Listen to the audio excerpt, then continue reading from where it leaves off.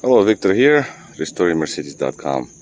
Today is the second day and it's second part for the evaporator replacement on this 95 SL500. Now yesterday I managed to remove the dashboard cover, center console, and that is loose. I just connected it so I can open windows. It's very hot here.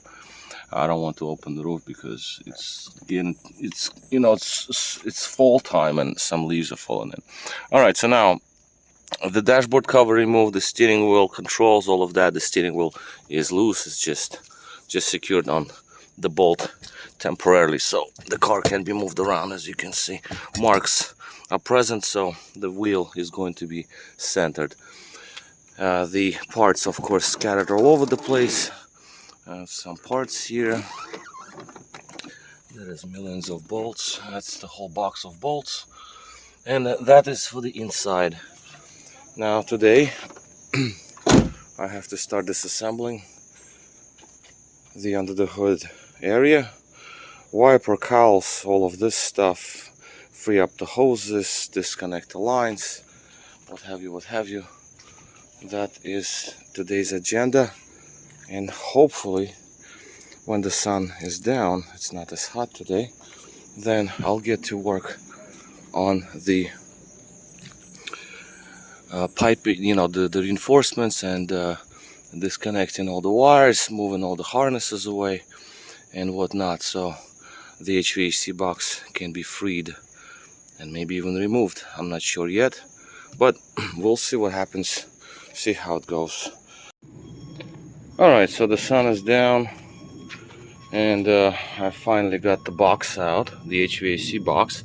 Now all of this is disassembled. I am going to replace this hose. These lines are always the toughest because they don't move.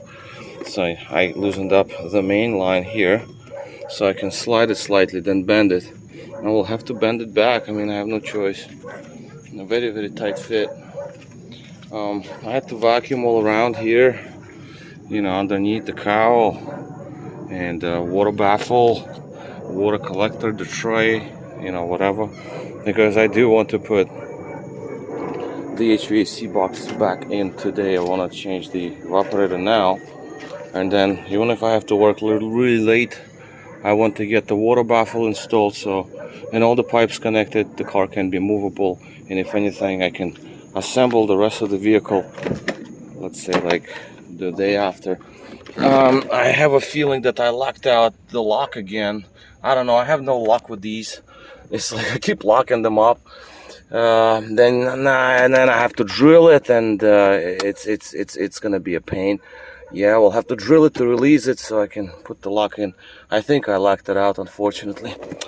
Now the drain pipes, of course, are completely perished. These are foam lines. You see a bunch of dye. We'll get to the evaporator in a minute. You'll see the actual leak. So I'm gonna have to make my own drains. So you must have drains, because otherwise the water will leak right inside the car, right into carpets. Now this piece here, it's a little loose, so I think I'm just gonna cut it out. You know why? I'm gonna leave this. It's gonna be, if it's gonna get loose, it's gonna be making all these noises behind the dashboard. Therefore, it's gonna be extremely annoying, obviously. So that is what we have. I did drain the coolant, obviously, from the HVAC box, and it actually is not too heavy. The box itself, the 140, the S-Class box, is much heavier than R129 because it's larger and it's longer. It's yeah, this is smaller, but it's just so much tighter in here. W140 S-Class box is there's more room around it. This thing, as you can see, it's just not much. So anyway, yeah, like this is a lot of things here disassembled. That's why I want to put the box back in and reassemble things. So since my memory is fresh, where the zip ties go, where the wires are attached, where the plugs are, the tiny little attachment points for, like, you know, it's you can, you know, like that little clippy, right? So it's supposed to be the connector here, which I did disconnect. I didn't have to, but I did do it. So, you know, small little details.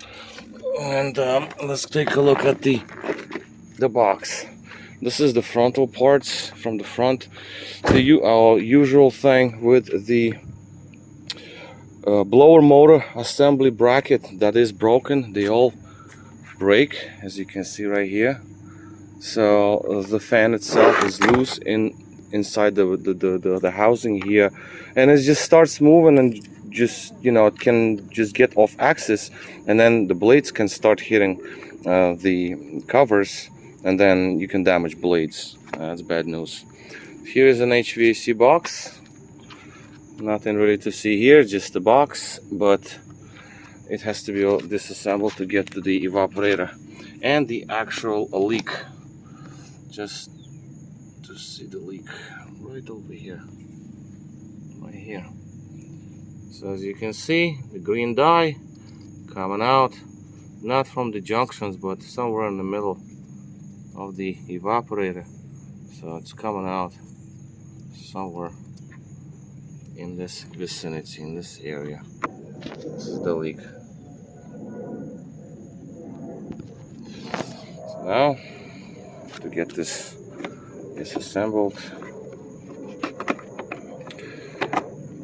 the O-rings I saved so I can get the proper sized O-rings installed.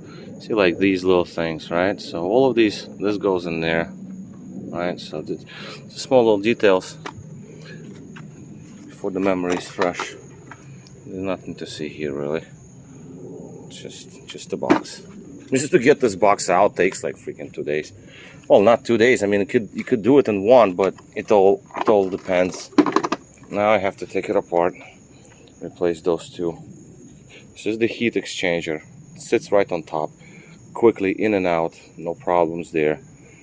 Evaporator is a little more involved. I have to separate the HVAC box like a clamshell, but the heat exchanger comes out first, obviously, because the pipes. Or you can take the pipes out, of course, right? So, but we got all these parts laying in those boxes. And I gotta clean up some drains there, right? So I got some dirt in the drain. If this thing is clogged up, and it is clogged up, yes, it is clogged up. That's not good. If it is clogged up, then you only have one left. Oh yeah, totally blocked off. My God, you only have one left, so all the water will go down that way, but it might overflow. So you don't want anything to be blocked off. The window. Windshield wiper actually motor seems to be a replacement used motor. So yeah, because I see some signs that somebody was doing something here, because there's like not original bolts that's supposed to be here. They were like screws. There's nothing wrong with that, but that's that. Then somebody ran screws to hold the there are two water collectors that sit here, right? There's one here and there's one on the other side, right above the computer box. So now one of them had screw that was completely rusted and it just broke inside it. Yeah, this one right here. Because usually you want to put a little bit of grease on them just to prevent the leak. I mean, prevent the rust. That's that. And once, also that's about it. So let me just continue working because it's starting to get late already, and I don't want to work until like 3 a.m. in the morning like I did yesterday. It was epic, so I don't want to kill myself today. I just want to get this on because tomorrow it's going to be rainy. It's going to be a very, very heavy storm. That's what they say.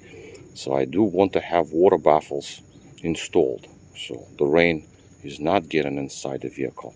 So this is a must to be done. This has to be done today.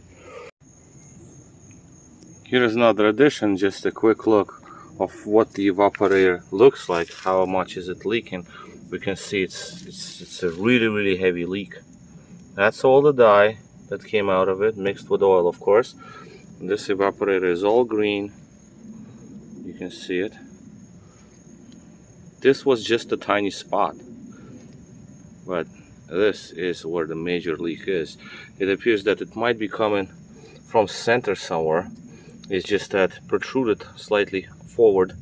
Maybe there was, I don't know, maybe it was like the rupture opened up and it shut up a little bit of oil toward the front. But yeah, very, very severe leak